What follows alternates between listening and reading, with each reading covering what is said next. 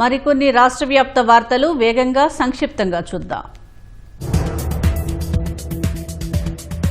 నేరస్తుల పరామర్శల పేరుతో జగన్ రోజురోజుకు దిగజారుడు రాజకీయం చేస్తున్నారని మంత్రి అచ్చెన్నాయుడు మండిపడ్డారు. విశాఖ ఎయిర్పోర్ట్ నుంచి శ్రీకాకుళం వరకు జగన్ చేసిన యాత్ర కేవలం ఉనికి కోసం పడుతున్న పాట్లలో భాగమేనన్నారు. మహిళా ఎస్ఐ పట్ల వైసీపీ నాయకులు వ్యవహరించిన తీరు దారుణమన్నారు. వైసీపీ అంటేనే క్రిమినల్స్ ను తయారు చేసే రాజకీయ ఫ్యాక్టరీ అని, అందులో గుర్తింపు పొందాలంటే నేరాలు, ఫేక్ ప్రచారాలు చేయాల్సిందేనని ఆరోపించారు. గుంటూరు ఛానల్ ప్రాజెక్టు కోసం భూములిచ్చిన జీజీపాలెం, రావిపాడు గ్రామాలకు చెందిన 37 మంది రైతుల ఖాతాల్లో 3వ విడతగా 10 కోట్ల పరిహారాన్ని ప్రభుత్వం జమ చేసింది. గుంటూరు ఛానల్ విస్తరణకు సంబంధించి రైతులకు చెల్లించాల్సిన మొత్తం పరిహారం 70.17 కోట్లు కాగా ఇప్పటి వరకు 38.12 కోట్ల చెల్లింపులు పూర్తయ్యాయి. పెండింగ్ లో ఉన్న 32.05 కోట్ల పరిహారాన్ని కూడా త్వరలోనే రైతులకు అందేలా చర్యలు తీసుకుంటామని కేంద్ర మంత్రి పెమ్మసాని చంద్రశేఖర్ తెలిపారు.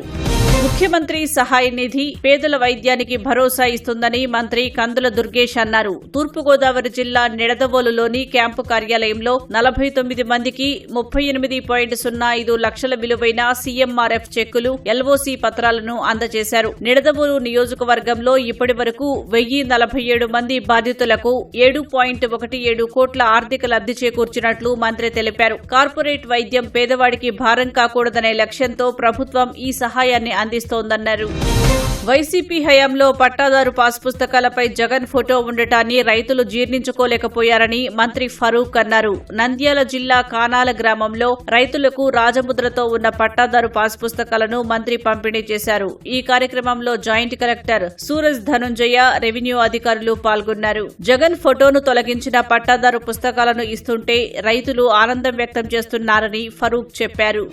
ప్రకాశం జిల్లా అద్దంకి మండలం చెరువు కొమ్ముపాలెంలో మంత్రి గొట్టిపాటి రవికుమార్ పర్యటించారు. ఇంటింటికి తిరిగి ప్రభుత్వ 2 ఏళ్ల పాలన గురించి ప్రజలకు వివరించారు. ఈ సందర్భంగా చెరువు కొమ్ముపాలెం నుంచి జార్లపాలెం వరకు 80 లక్షలతో నిర్మించిన బీటీ రోడ్డును ప్రారంభించారు. అద్దంకి చెరువు కొమ్ముపాలెం మధ్యలో నల్లవాగు మీద 30 లక్షలతో నిర్మించిన బ్రిడ్జిను ప్రారంభించారు. అనంతరం గ్రీవెన్స్ లో ప్రజల నుంచి వినతులు స్వీకరించారు. కొత్త పింఛన్లు త్వరలో మంజూరవుతాయని మంత్రి టీజీ భరత్ అన్నారు. గతంలో ఎప్పుడూ జరగని విధంగా రాష్ట్రంలో అభివృద్ది కార్యక్రమాలు జరుగుతున్నాయని తెలిపారు. కర్నూలులోని 3వ వార్డులో 2 ఏళ్ల నమ్మకం, అభివృద్ది, సంక్షేమం కార్యక్రమాన్ని ఆయన నిర్వహించారు. ఇంటింటికి వెళ్లిన మంత్రి టీజీ భరత్ ప్రభుత్వ పనితీరు ఎలా ఉందో అడిగి తెలుసుకున్నారు. వైసీపీ పాలనలో జరిగిన తప్పిదాలను సరిచేస్తున్నట్లు చెప్పారు. రాష్ట్ర పునర్నిర్మాణానికి అండగా నిలుస్తున్న ప్రధానికి కృతజ్ఞతలు తెలిపితే తప్పేంటని బీజేపీ నేత వల్లూరు జయప్రకాష్ నారాయణ ప్రశ్నించారు. భోగాపురం ఎయిర్పోర్టు ప్రారంభోత్సవ వేదికపై సీఎం, డిప్యూటీ సీఎం ప్రధానికి ధన్యవాదాలు చెప్పడాన్ని సిపిఐ నేత రామకృష్ణ విమర్శించడాన్ని జయప్రకాష్ ఖండించారు. ఆయన వ్యాఖ్యలు విచారకరమన్నారు. అమరావతి, పోలవరంతో పాటు ఇతర రాష్ట్ర ప్రాజెక్టులకు కేంద్రం సహకారం అందిస్తుందని గుర్తు చేశారు. మహిళా ఎస్ఐపై దౌర్జన్యానికి పాల్పడ్డామనే ఆరోపణలతో తమపై కేసు నమోదు చేశారని, ముందస్తు బెయిల్ మంజూరు చేయాలని ఆముదాల వలస వైసీపీ సమన్వయకర్త చింతాడ రవికుమార్ మరో 20 మంది హైకోర్టులో పిటిషన్ దాఖలు చేశారు. బెయిల్ పిటిషన్ పై తుది నిర్ణయం ప్రకటించేంత వరకు మధ్యంతర ముందస్తు బెయిల్ ఇవ్వాలని కోరుతూ తమపై తప్పుడు కేసు నమోదు చేశారన్నారు. జగన్ శ్రీకాకుళం పర్యటన సందర్భంగా మహిళా ఎస్ఐపై చింతాడ రవికుమార్, వైసీపీ కార్యకర్తలు దౌర్జన్యానికి పాల్పడ్డారు.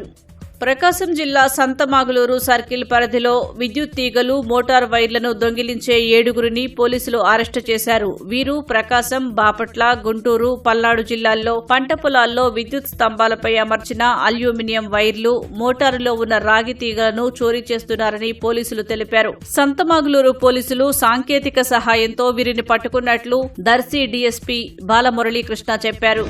కృష్ణా జిల్లా మోవా మండలం అయ్యంకి వెంకన్న చెరువులో యువకుడు గల్లంతయ్యాడు. డిగ్రీ ఫైనల్ ఇయర్ చదువుతున్న వినయ్ కుమార్ పశువులను కడిగేందుకు చెరువులోకి దిగాడు. లోతు ఎక్కువగా ఉండటంతో ఈత రాక మునిగిపోయాడు. ఈ విషయం తెలియడంతో తల్లి నిర్మల సొమ్మసిల్లి పడిపోయారు. వినయ్ కోసం గజ ఈతగాళ్ల సాయంతో పోలీసులు గాలింపు చేపట్టినా ఆచూకీ లభించలేదు. ఎన్డీఆర్ఎఫ్ సిబ్బందిని రంగంలోకి దించనున్నారు.